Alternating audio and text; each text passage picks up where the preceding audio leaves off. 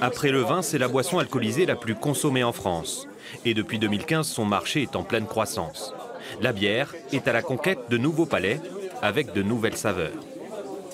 C'est une bière qui va être assez liquoreuse, un petit peu douce comme ça. C'est très chaleureux, une petite pointe d'alcool, tu sais, mais un peu armagnac, tu vois, ce côté-là. Fruits confits, ouais, c'est super bon.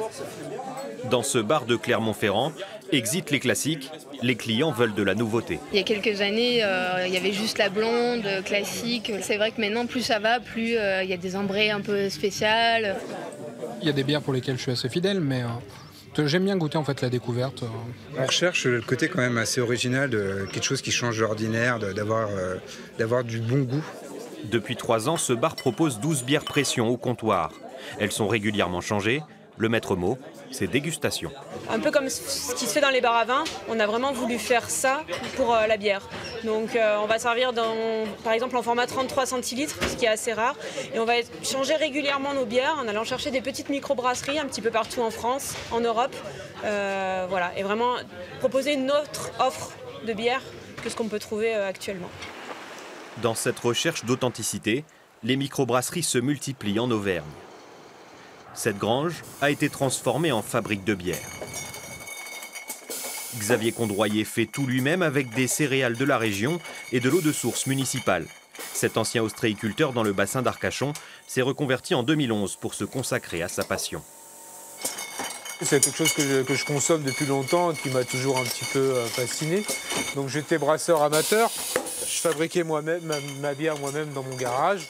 Et puis au fur et à mesure, vu ce changement de métier, on s'est dit pourquoi pas fabriquer de la bière en quantité plus importante pour la vendre. Chaque année, il brasse de quoi faire 40 000 bouteilles de bière. Pour s'inscrire pleinement dans son territoire, il a décidé de faire honneur à sa commune d'accueil, Picherande, le village européen de la Gentiane. Donc nous ici on a élaboré différentes bières. On a fait une bière la Miinguette, une bière qui est donc à base avec un petit peu de gentiane dedans. Donc la gentiane, pour donner cette amertume, c'est une plante qui est très amère. Donner une couleur locale à la bière, l'idée germe de plus en plus dans l'esprit de jeunes brasseurs. Le Volcablé est prêt si tu veux. Est-ce que tu veux que je te le mette dessus ou est-ce que tu le prends la prochaine fois? On n'a qu'à le mettre au-dessus comme ça. Ce Bourbonnais se lance dans le métier et s'apprête à produire ses premières bières grâce à 500 kilos de malt et de blé locaux. Ça fait déjà quelques années que moi j'essayais les céréales d'ici et je suis satisfait du résultat de mes bières. Et donc là, c'est vraiment ma première commande pour ma société qui s'est créée récemment à Brouvernet dans l'Allier. Sa matière première, il l'achète ici, dans l'unique malterie d'Auvergne. Professionnels et amateurs peuvent y trouver des dizaines de maltes et de céréales crues ou torréfiées, issues de l'agriculture locale. On a différents maltes de plusieurs céréales. Donc malte d'orge qui vient pour partie de la commune de Gignac, donc juste à côté. Malte de seigle qui vient de Saint-Beauzire en Haute-Loire. Et malte de blé principalement aussi de Gignac. Installée à Saint-Germain-Lambron, au sud d'Issoire depuis tout juste 3 ans, cette malterie a vu le jour au bon moment. Quand je me suis installée, moi, au départ, il y avait une trentaine de brasseurs, un petit peu plus. Et aujourd'hui, on est à peu près une cinquantaine en Auvergne. Donc il y a vraiment un engouement pour la bière.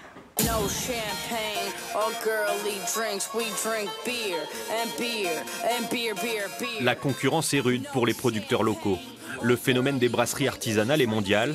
Alors dans ce magasin spécialisé, il faut partager les rayons avec plus de 400 références venues d'ailleurs.